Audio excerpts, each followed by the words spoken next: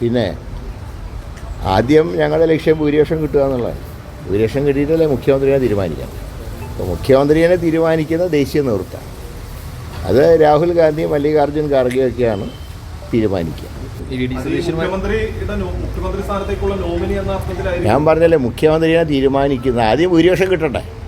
ഭൂരിപക്ഷം കിട്ടിയിട്ട് വേണ്ടേ മുഖ്യമന്ത്രിയെ തീരുമാനിക്കാൻ. അത് ദേശീയ നേതൃത്വത്തിന് വിട്ടുകൊടുക്കുക. കെ മുരളീധരന്റെ വാക്കുകൾ. അദ്ദേഹം എന്താണ് പറയുന്നത്? ആദ്യം ജയിക്കട്ടെ, അതിനുശേഷം ആലോചിക്കാം ആരാണ് മുഖ്യമന്ത്രി ആകേണ്ടത് എന്ന്. അത് തീരുമാനിക്കാൻ കോൺഗ്രസിൽ സംവിധാനമുണ്ട്. അത് മല്ലികാർജ്ജുന ഖാർഗെ, AICC പ്രസിഡന്റും രാഹുൽ ഗാന്ധിയും ഒക്കെ ഇരുന്ന് തീരുമാനിക്കട്ടെ. ആദ്യം ജയിക്കട്ടെ, അതാണ് ആദ്യം വേണ്ടത്. അത് തന്നെ നടക്കുമോ എന്നറിയില്ല എന്ന് അദ്ദേഹത്തിന് സംശയമുണ്ട്. പക്ഷേ മാധ്യമപ്രവർത്തകർ വീണ്ടും ചോദിക്കുകയാണ്, ജയിക്കില്ലേ, അതുകൊണ്ടാണോ ഇങ്ങനെ പറയുന്നത് എന്ന്. അപ്പോൾ പറഞ്ഞു, ജയിക്കും, ജയിക്കാതിരിക്കുകയേ ചെയ്യില്ല. അത് എല്ലാ രാഷ്ട്രീയ നേതാക്കളും അങ്ങനെയല്ലേ പറയൂ. പക്ഷെ ആദ്യം പറഞ്ഞ വാക്കുണ്ട്, ആദ്യം ജയിക്കട്ടെ, അതിനുശേഷം ആലോചിക്കാം. ആദ്യം വേണ്ടത് ജയിക്കുക എന്നതാണ്. പക്ഷേ മുഖ്യമന്ത്രി ആരാണ് എന്ന ചോദ്യത്തിന് മറുപടി പറയുന്നില്ല. അത് ഖാർഗെയും രാഹുൽ ഗാന്ധിയും തീരുമാനിക്കും എന്നാണ് പറയുന്നത്. എന്ന് വെച്ചാൽ മുഖ്യമന്ത്രി സ്ഥാനാർത്ഥിയെ സംബന്ധിച്ച് കോൺഗ്രസിൽ ഇപ്പോഴും ഒരു തീരുമാനമായിട്ടില്ല എന്നർത്ഥം. പ്രതിപക്ഷ നേതാവാണ് സ്വാഭാവികമായും മുഖ്യമന്ത്രി സ്ഥാനാർത്ഥിയാകേണ്ടത്. എന്നാൽ പ്രതിപക്ഷ നേതാവ് സ്വാഭാവികമായും മുഖ്യമന്ത്രി സ്ഥാനാർത്ഥി ആകാൻ സാധ്യതയില്ല എന്നുകൂടി പറഞ്ഞു വെക്കുന്നു കെ മുരളീധരൻ. അത് ഹൈക്കമാൻഡാണ് തീരുമാനിക്കേണ്ടത്, ഹൈക്കമാൻഡ് ഉചിത സമയത്ത് തീരുമാനിക്കും എന്ന് പറഞ്ഞു വെച്ച് VD സതീശന്റെ സാധ്യതയെ തള്ളുകയാണ് കെ മുരളീധരൻ ചെയ്യുന്നത്. കെ മുരളീധരൻ നേരത്തെ തന്നെ VD സതീശൻ മുഖ്യമന്ത്രിയാകുന്നതിനോട് യോജിപ്പില്ലാത്ത ആളാണ്. കെ സുധാകരനോടൊപ്പം നിൽക്കുന്ന ആളാണ് കെ മുരളീധരൻ. കെ സുധാകരനെ KPCC പ്രസിഡന്റ് സ്ഥാനത്ത് നിന്ന് മാറ്റാനുള്ള ശ്രമങ്ങൾ നടന്ന ഘട്ടത്തിൽ അതിന്റെ ആവശ്യം എന്ത് എന്ന ചോദ്യം ആദ്യം ചോദിച്ച ആളാണ് കെ മുരളീധരൻ. കേരളത്തിൽ കോൺഗ്രസ് മുന്നേറിയിട്ടുണ്ടെങ്കിൽ അതിന്റെ നേട്ടം പ്രതിപക്ഷ നേതാവിനോടൊപ്പം തന്നെ കെ സുധാകരനും അവകാശപ്പെട്ടതാണ്.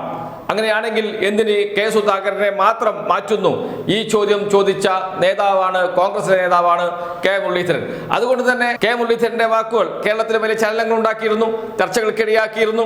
അത് വീണ്ടും വീണ്ടും ചർച്ചയാവുകയും കെ സുധാകരനെ പിന്തുണച്ചുകൊണ്ട് പല നേതാക്കളും രംഗത്ത് വരികയും VD സതീശനെതിരെ VD സതീശൻ വിരുദ്ധ ചേരി രൂപം കൊള്ളുകയും ഒക്കെ ചെയ്തത് നാം കണ്ടതാണ്. VD സതീശൻ വിരുദ്ധ ചേരിയിൽ നിൽക്കുന്നത് കെ സുധാകരനുണ്ട്, കെ മുരളീധരനുണ്ട്, രമേശ് ചെന്നിത്തലയുണ്ട്, എന്തിനേറെ പറയുന്നു A ഗ്രൂപ്പുമുണ്ട്. പരോക്ഷമായി VD സതീശനോടൊപ്പമാണ് എന്നൊക്കെ പറഞ്ഞു വെക്കുന്നുണ്ട് A ഗ്രൂപ്പിലെ പല നേതാക്കളുമെങ്കിലും പ്രത്യക്ഷമായി അവർ സതീശൻ വിരുദ്ധ നിലപാടിനോടൊപ്പമാണ്. അതോടൊപ്പം സതീശൻ വിരുദ്ധ നിലപാടിനെ അനുകൂലിക്കുന്നവർ NSS ഉണ്ട്, SNDP ഒരു വിഭാഗമുണ്ട്, അതോടൊപ്പം തന്നെ മുസ്ലിം ലീഗുണ്ട്, സമസ്തയുണ്ട്. എന്ന് വെച്ചാൽ കേരളത്തിലെ പ്രധാനപ്പെട്ട സാമൂഹ്യ സംഘടനകൾ, കോൺഗ്രസിനകത്തെ ഗ്രൂപ്പുകൾ എല്ലാവരും പിന്തുണക്കുന്നത് രമേശ് ചെന്നിത്തലയാണ് എന്നർത്ഥം. ഇതിനെ മറികടക്കാൻ കഴിയുമോ VD സതീശന് എന്ന ചോദ്യമാണ് ഉയർന്നത്. ആ സമയത്ത് ഇതിനെ മറികടക്കാൻ VD സതീശൻ എല്ലാ പണിയും പയറ്റുന്ന സമയത്താണ് കെ മുരളീധരന്റെ വാക്കുകൾ വരുന്നത്, ആദ്യം ജയിക്കട്ടെ, അതിനുശേഷം തീരുമാനിക്കാം എന്ന്. അപ്പോൾ ഉറപ്പാണ് കെ മുരളീധരന്റെ മനസ്സിലുമുണ്ട് ജയിക്കാൻ സാധ്യതയില്ല എന്ന്. കെ മുരളീധരൻ അടക്കമുള്ള കോൺഗ്രസ് നേതാക്കൾക്കുമുണ്ട് ജയിക്കാൻ സാധ്യതയില്ല എന്ന്. അത് ഈ തമ്മിലടി കൊണ്ടാണ് എന്ന് പറഞ്ഞു വെക്കാനായിരിക്കും VD സതീശൻ ശ്രമിക്കുക. അതിനുള്ള ശ്രമങ്ങൾ VD സതീശൻ വിഭാഗത്തിൽ നിന്ന് വരുന്നുമുണ്ട്. അതോടൊപ്പം രമേശ് ചെന്നിത്തലയെ പാർട്ടി പരിപാടികളിൽ നിന്ന് മാറ്റി നിർത്തുക, കേരളത്തിൽ നിന്ന് തന്നെ മാറ്റി നിർത്തുക എന്ന തന്ത്രം പയറ്റാൻ നോക്കുന്നുണ്ട് VD സതീശൻ. അതിൻ്റെ ഭാഗമായിട്ടാണ് മഹിളാ കോൺഗ്രസിന്റെ ജാഥയുടെ ഒരു പരിപാടിയിലും രമേശ് ചെന്നിത്തലയെ പങ്കെടുപ്പിക്കാതിരുന്നത്. ഇതേക്കുറിച്ച് ചോദിച്ചപ്പോൾ മഹിളാ കോൺഗ്രസ് നേതാക്കൾ വാർത്താ സമ്മേളനത്തിൽ പറഞ്ഞത് അതൊക്കെ ഷെഡ്യൂൾ അനുസരിച്ച് നടക്കും എന്നാണ്. ഷെഡ്യൂൾ തീരുമാനമായിട്ടുണ്ട്. ആ തീരുമാനം എടുത്തത് ആരാണ്? അത് എന്തുകൊണ്ട്?